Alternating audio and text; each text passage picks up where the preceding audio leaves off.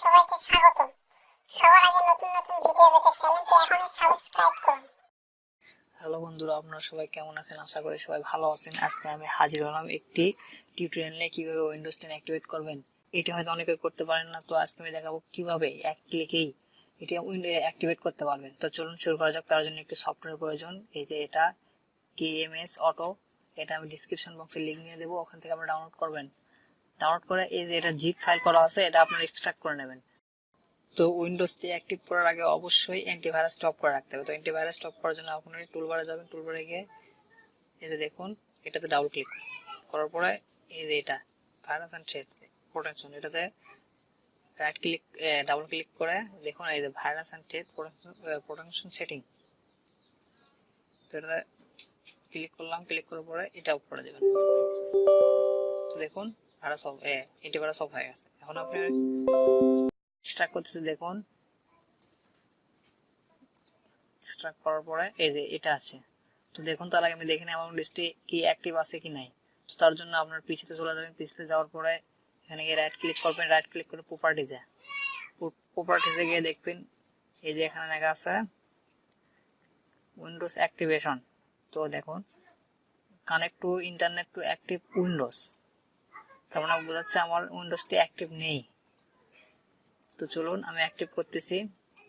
Active করার জন্য এখানে ক্লিক করলাম। দেখুন এই সফটওয়্যারটা কেএম অটোনেট, এটাতে আমি ডাবল ক্লিক করলাম, রান করতেছি। তো রান করার পরে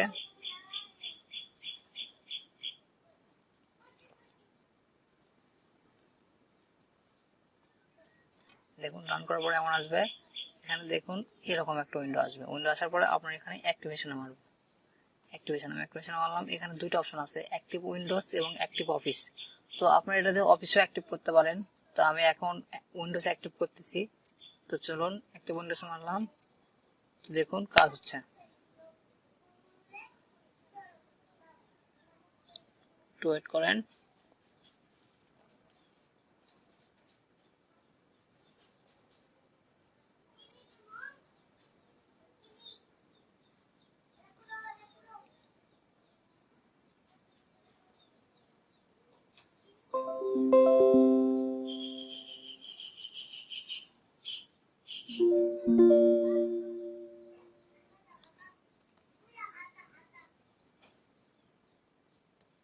তো দেখুন অ্যাক্টিভ হয়ে গেছে।